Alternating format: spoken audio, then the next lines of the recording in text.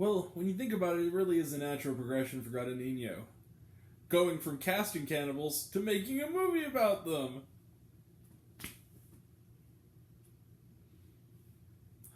Yeah, this is why I'm not a comedian. Also, I love you, Luca Guadagnino. Sorry for that. Sorry. May hear some chirps. Anyway, hi everyone.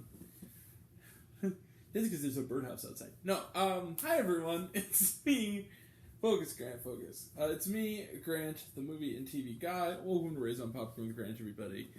And today we are talking about a very strange movie, but a very good one. And that film is, because movies and TVs we do here on Raise on Popcorn with Grant, Bones and All. Bones and All is directed by Luca Guadagnino, one of the greatest filmmakers who's ever lived. I'm serious. I love that man. Who, among his previous work, includes the terrific I Am Love, the terrific A Bigger Splash, one of my favorite movies of all time, Call Me By Your Name, a movie I liked a lot, Suspiria, and a series that is one of the best TV series I've ever seen, We Are Who We Are. And it was a mini-series. So, I'm a massive fan. He also has a documentary out. I have not seen it yet. I'm going to. He's his age. Alright, but now he has Bones and All, which is his widest release, I believe. Like, this is gonna get, like, the widest... wide release pretty much 5 days after its limited run. So that's pretty impressive. So Bones and All is also based on a novel. It stars Taylor Russell. She plays... from the Escape Room films, as well as Lost in Space and Waves. She plays Marin. She is a young woman, 18 years of age. She's living with her father, Andre Holland. And she's on the lookout for her mother, played briefly by Chloe Sevigny.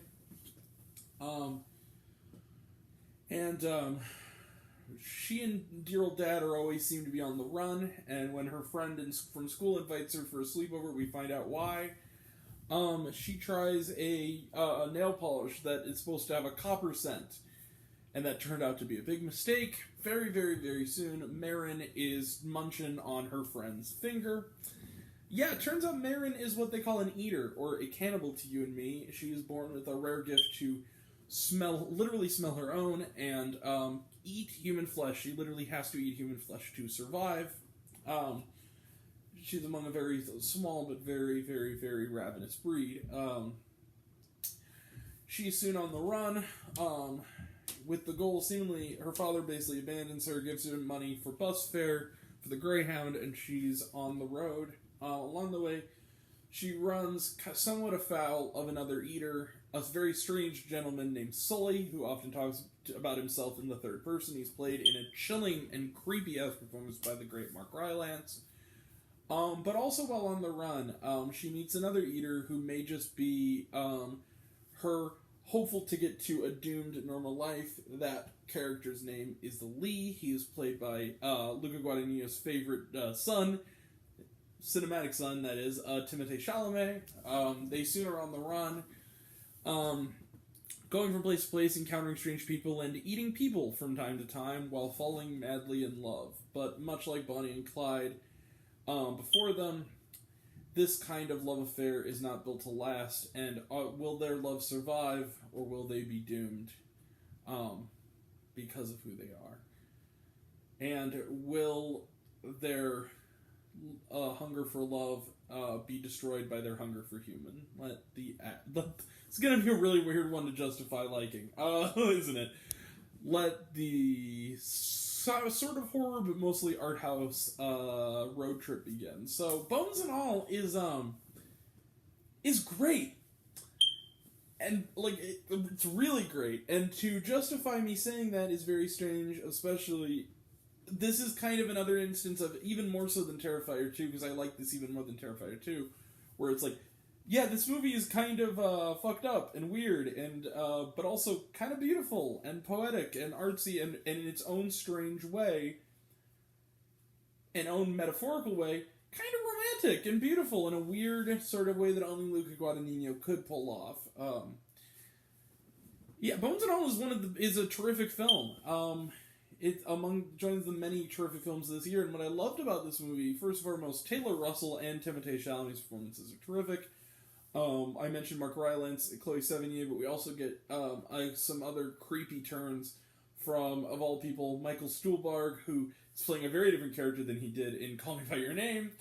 And also David Gordon Green. Yeah, the director of Halloween Ends, among other things, is in this movie in basically a supporting role, which is kind of fun. And he's creepy in this, as a guy named Brad. And it's beautifully shot, which is typical of Guadagnino. The romance is really kind of palpable. And the thing I really love about Guadagnino's films is that, and what I love about all of his work and his art, is that he is one of the very few filmmakers who I believe can genuinely make all five senses work while watching a film.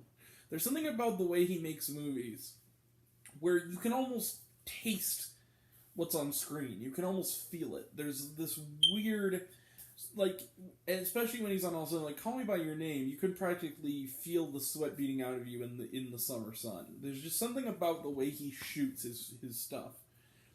The other thing, too, that I've always really admired about him that I think carries over here is one thing Guadagnino is really expert at. It's not only love stories and doomed love stories, but stories not only about love, but about longing.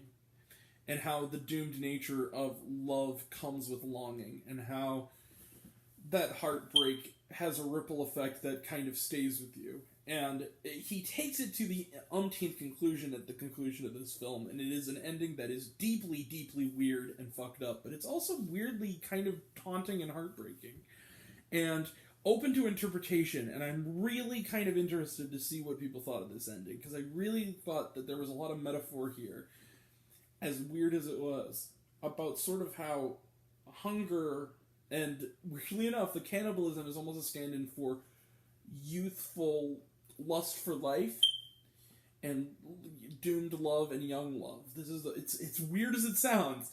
That's kind of what this movie is about. It's creepy. It's darkly funny at parts.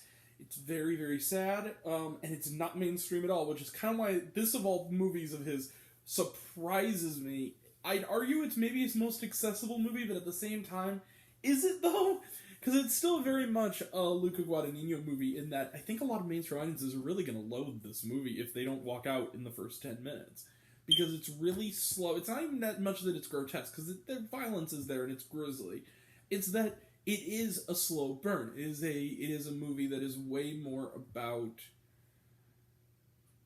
moments than it is about plot. I mean, that's very much what Call Me By Your Name was too, is about the sort of these moments in this time in this person's life. Bones and All is great. I loved it. Now, I will say this. On the totem pole of Luca Guadagnino's, I wouldn't say it's at the top. I think it's more in the middle to a little bit lower tier Guadagnino, but even lower tier Guadagnino, if it was anybody else's work, would be a masterpiece. And it is, once again. And you know what? Let's just end it there. I'm going to give Bones and All. Yeah, you see it. Bang. 5 out of 5 stars for Bones and All. What a year this has been so far. And it feels like, just from the era of what's going on here, a lot of these Thanksgiving movies might be getting a similar score. Especially the one I'm seeing tomorrow. But yeah, this was great. This was really great. I'm genuinely interested to see what people think of this. Because, again, I often think I'm a good judge of what cinema score is going to look like, but then, like, you see the menu where that actually got kind of like, I think, like a B+, so I'm like, oh, really? That's kind of interesting. But yeah, it's been a really good time to be a moviegoer and to love movies, because there's been a lot of good ones. There's a lot of the options in theaters right now are good, so, I mean, that's never a bad thing. Not at all. No matter what you see, it'll probably turn out to be a good movie. Alright, so, yeah, that's it. 5 out of 5 stars for Bones and All. Perfect title, too. Let's close the book on it, especially in the context of the movie where the title comes in. Trailer trash. Let's talk some trailer trash. Ant-Man and the Wasp, Quantumania. We talked about this. Looked really, really good. Thank you, Jessica. Sorry. This was a Red Band trailer. Infinity Pool. This is the new film from Brendan Cronenberg. it looks good. I can't make heads tell what it's about, but it looks great. I trust Brandon Cronenberg. Between Antiviral and Possessor, yeah, I'm in for whatever. His dad's legacy is very much intact. Alright, Avatar: The Way of Water looks good. Talked about it a bunch. This is the newer trailer. I already got my ticket. We're going on the 15th, and I better remember to pee before because it's going to be 3.5 hours. Literally. I talked to my friend who works at the theater, and he said literally we are going to have shows from 8 a.m. to midnight. We are literally going to close up and then reopen 2 hours later for the 8 a.m. show. I'm like, holy shit. The Way of Water. I Want to Dance with Somebody. This is a new trailer, which apparently this is also going to eclipse 3 hours. Like, why? I mean, again, I love Whitney Houston. I'm interested in the story, but that movie screams like 2.5. Like, why does that 3 hours? But it looks good.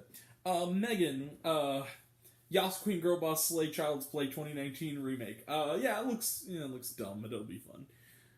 Poor Violet McGraw. It's okay, sweetie. You'll be in better movies soon. It's okay, just work with Mike Flanagan again. It's okay, he'll put you in something cool. Babylon, talked about it, looks good. Spoiler alert, talked about it, looks good. Creed 3, talked about it, looks good. Women Talking, talked about it, looks good. And was there shawarma? No, but there was something after the credits. It wasn't shawarma, but there was like something that you would expect to see earlier. That's all I'll say. Alright.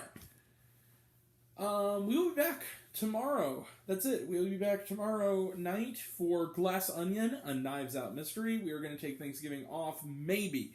If I can get out, if Thanksgiving ends early, I'll try to move some stuff up. But if not, Friday we're going to have back-to-back reviews of the Guardians of the Galaxy Holiday Special and The Fabelmans. I'm so excited to finally get to see The Fabelmans.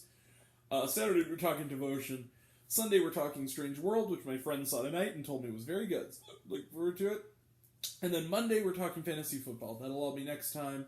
And until next time, I'm Grant, the movie and TV guy. I see it all, and I'm happy to share it with you. I love you all. I appreciate you all. I love how class is missed. I love you 3000. Be kind to one another. If you like this video, give it a like if you want to. Give it a subscribe if you want to. Give it the bell. I don't know what it does, but that's what it's supposed to do. Or so I've been told. Leave a comment, even if it's, hey Grant, I like waffles. It really helps out. If you want to find me elsewhere, reviews, lists, and other fun stuff, you can check me out on letterboxd.com at RaisinUpPopcorn Twitter, I'm at RaiseGrant. You can also find me on Facebook. I am Raisin Popcorn with Grant on there. You can also find me on Serialized. I'm all one word, all lowercase, Raisin on Popcorn. Check out my podcast, Raisin Popcorn with Grant, the podcast on Spotify and Anchor. Some of you already have, but even if you haven't, take care of yourself, take care of your mental health. It's incredibly important. And I want to know down below, what did you think of Bones and All? Did you like the movie? Hate the movie? Think my opinion's good? Think I'm full of shit? Comment below, let me know. And until we meet again, we were all raised on popcorn. Big mouth, extra butter. Catch you guys next time. Take care. Bye.